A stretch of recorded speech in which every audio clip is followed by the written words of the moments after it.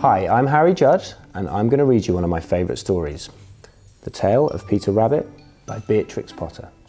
Once upon a time, there were 4 little rabbits, and their names were Flopsy, Mopsy, Cottontail, and Peter.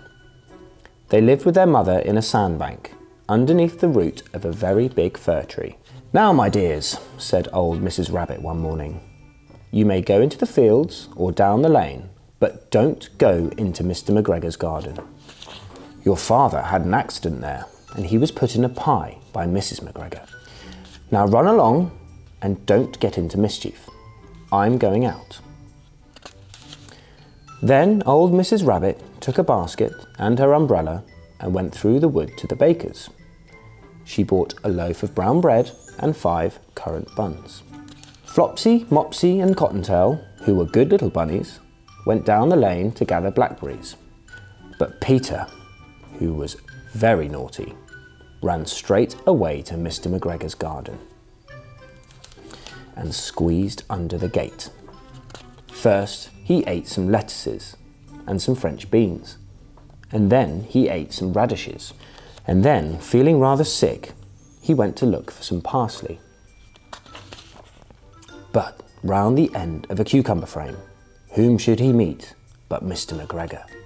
Mr. McGregor was on his hands and knees planting out young cabbages, but he jumped up and ran after Peter, waving a rake and calling out, "Stop! Thief!" Peter was most dreadfully frightened. He rushed all over the garden, for he had forgotten the way back to the gate. He lost one of his shoes among the cabbages, and the other amongst the potatoes. After losing them, he ran on 4 legs and went faster, so that I think he might have got away altogether if he had not unfortunately run into a gooseberry net and got caught by the large buttons in his jacket. It was a blue jacket with brass buttons, quite new. Peter gave himself up for lost and shed big tears, but his sobs were overheard by some friendly sparrows, who flew to him in great excitement and implored him to exert himself. Mr. McGregor came up with a sieve, which he intended to pop upon the top of Peter, but Peter wriggled out just in time, leaving his jacket behind, and rushed into the tool shed and jumped into a can. It would have been a beautiful thing to hide in if it had not had so much water in it. Mr. McGregor was quite sure Peter was somewhere in the tool shed, perhaps hidden underneath a flower pot. He began to turn them over carefully, looking under each. Presently, Peter sneezed. "Ka-choo!"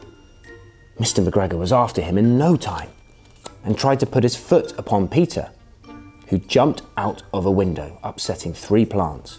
The window was too small for Mr. McGregor, and he was tired of running after Peter. He went back to his work. Peter sat down to rest. He was out of breath and trembling with fright, and he had not the least idea of which way to go. Also, he was very damp from sitting in that can. After a time, he began to wander about, going lippity-lippity, not very fast, and looking all around. He found a door in a wall, but it was locked, and there was no room for a fat little rabbit to squeeze underneath. An old mouse was running in and out the stone door step, carrying peas and beans to her family in the wood. Peter asked her the way to the gate, but she had such a large pea in her mouth that she could not answer. She only shook her head at him. Peter began to cry. Then he tried to find his way straight across the garden, but he became more and more puzzled. Presently, he came to a pond where Mr. McGregor filled his water cans. A white cat was staring at some goldfish. She sat very, very still, but now and then the tip of her tail twitched, as if it were alive. Peter thought it best to go away without speaking to her. He had heard about cats from his cousin, little Benjamin Bunny. He went back towards the tool shed, but suddenly, quite close to him, he heard the noise of a hoe. Scritch, scratch, scratch, scritch. Peter scuttered underneath the bushes, but presently, as nothing happened, he came out and climbed upon a wheelbarrow and peeped over. The first thing he saw was Mr. McGregor hoeing onions. His back was turned towards Peter, and beyond him was the gate.